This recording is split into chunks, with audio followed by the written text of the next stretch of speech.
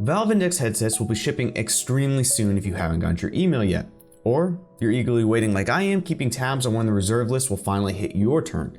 But either way, from all the people I've spoken with and the devs using it, I hear it's shaping up to be the definitive high-end headset of this generation. To me lately, which what feels like the year of the headset coming to a close with the Cosmos nearing its launch date, I've been doing a lot of comparing where VR has come from since I started using it. It's been a dramatic year for VR tech, and that led me to thinking, where are we in VR? Have we stepped into the next generation of headsets? If you read the title, you'll know the answer. I think it's yes, and a little bit of no. When I say Generation 2, I see generations as defined by when future iterations of that product come with significantly improved hardware or even new hardware based on defined expectations for the current product as it is on the market. For example, it's just comparing the consumer's average expectation based on current options in the market. If it exceeds it all and can define even a new expectation, well, to me, that's Generation 2.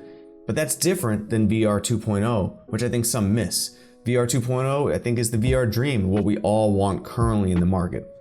To me, the Valve Index is Generation 2 100% in this sense, but not VR 2.0. Let me explain. The Valve Index screen compared to those of Oculus and HTC products, the two leading headsets out there, has an impressive screen. It uses two custom 1440 by 1600 LCD panels. So while that matches the Vive Pro, it also has full RGB subpixels leading to much higher details and less of that dreaded screen door effect.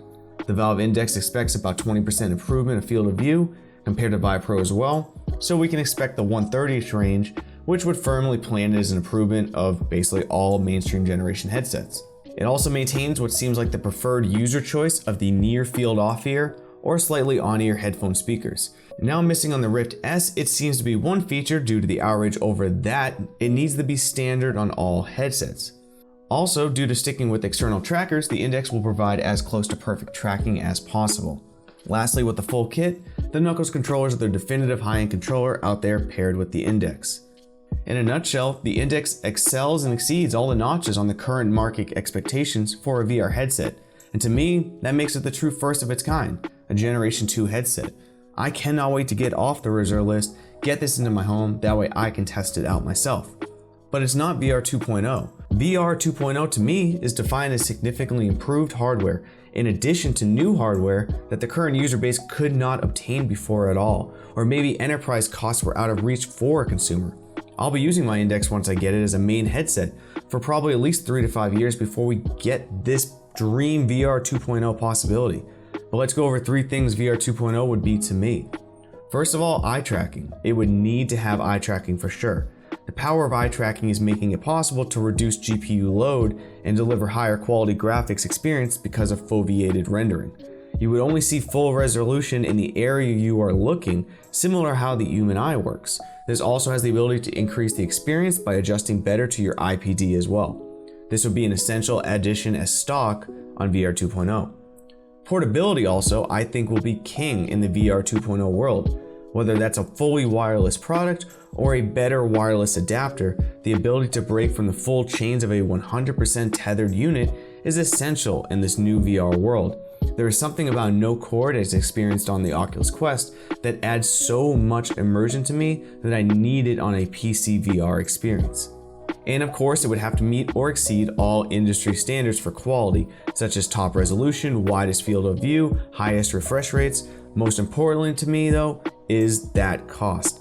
I do not think it has to be cheap, and it does not need to be super accessible to all, but it also has to be non-enterprise based. There comes a price point, I feel somewhere $1,500 and above, where the price isn't feasible to be called anything but other than for enterprise use. I think under $1,500, and ideally then the $1,000 to $1,200 for a headset that meets VR 2.0 criteria, would be fair at a consumer price and fall into this new age of VR 2.0 to me.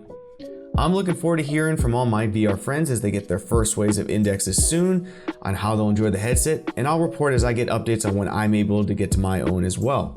I am very excited to see this next generation of headset, but let me know what you think in the comments section of this Valve Index discussion in Gen 2 versus VR 2.0. Do you agree? Do you disagree? Do you think the argument is just dumb in general? You can be honest. Leave a like to support the video and subscribe and hit that bell notification for more of my content.